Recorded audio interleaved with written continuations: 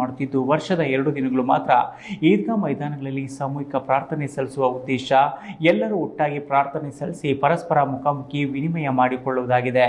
ಅಲ್ಲಿ ಸರ್ವ ಧರ್ಮೀಯರನ್ನು ಬರಮಾಡಿಕೊಂಡು ಪ್ರೀತಿಯನ್ನು ಹಂಚಿಕೊಳ್ಳುವುದು ಮುಸ್ಲಿಂ ಸಮುದಾಯದ ಸಂಪ್ರದಾಯದಲ್ಲೊಂದು ಪದ್ಧತಿಯಾಗಿದೆ ಎಂದು ಅಬ್ದುಲ್ ಕಲಾಂ ಫೌಂಡೇಶನ್ ಅಧ್ಯಕ್ಷ ಎಂಎಂ ಬಾಷಾ ಅಭಿಪ್ರಾಯಪಟ್ಟರು.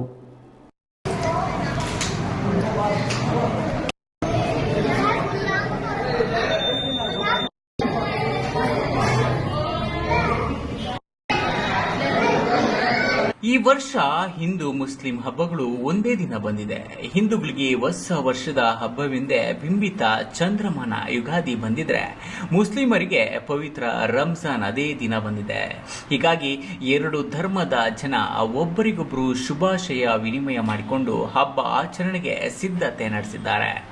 ರಂಜಾನ್ ಉಪವಾಸ 27ನೇ ದಿನ ಸಾಮೂಹಿಕ ಉಪವಾಸ ಅಂತ್ಯಗೊಳಿಸುವ ವೇಳೆ doctor APJ Abdul Kalam foundation all India Milli council ಪದಾಧಿಕಾರಿಗಳು ಚಿಕ್ಕಬಳ್ಳಾಪುರದ ಎಂಜಿ ರಸ್ತೆ ನೂರಾನಿ ಮಸೀದಿಯಲ್ಲಿ ಹಿಂದುಳಿದ ನಾಯಕರಾದ ಕೆಸಿ ರಾಜಾಖಾನ್, ಕಳವಾರ ಶ್ರೀಧರ್ ಹಾಗೂ ಎಂ ಆನಂದ್ರನ್ನ ಕರೆದು ಸೌಹಾರ್ದ ಇಫ್ತಿಯಾರ್ ಕೂಟದಲ್ಲಿ ಒಟ್ಟಿಗೆ ಕುಳಿತು ಹಣ್ಣು ಹಂಪಲು, ಸಮೋಸ, ಖರ್ಜೂರ ಹಾಗೂ ಶರಬತ್ತು ಕುಡಿದು ಇಬ್ಬರು ಶುಭಾಶಯ ವಿನಿಮಯ ಮಾಡಿಕೊಂಡರು.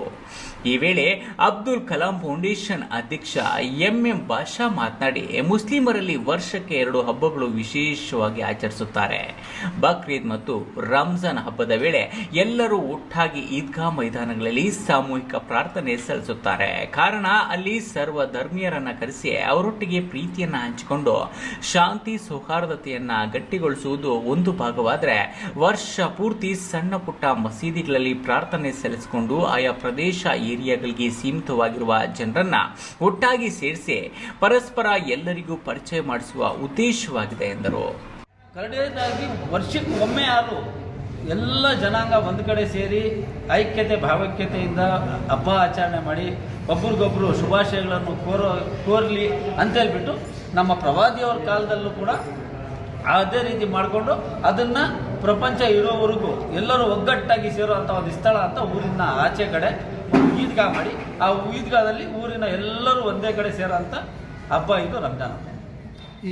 ಈ ಸಂದರ್ಭದಲ್ಲಿ doctor APJ Abdul Kalam foundation ರಾಜ್ಯಾಧ್ಯಕ್ಷ ನಂದಿ ಬಾಷಾ, ರಾಜ್ಯ ಪ್ರಧಾನ ಕಾರ್ಯದರ್ಶಿ ಆಶಿಂ ಮನ್ನೂರು, ಸದಸ್ಯರಾದ Asrar, Safeer, Arbaz, all India Milli council Amanullah, ವಕ್ಫ್ ಮಂಡಳಿ ಸದಸ್ಯ ಇಬ್ರಾಹಿಂ ಇನ್ನಿತರರು ಇದ್ದರು. ಕ್ಯಾಮರಾ ಪರ್ಸನ್ ಅಶ್ವಥ್ ಜೊತೆ ಕೆಎಸ್ ನಾರಾಯಣಸ್ವಾಮಿ, ಈ ನ್ಯೂಸ್ ಟಿವಿ, ಚಿಕ್ಕಬಳ್ಳಾಪುರ.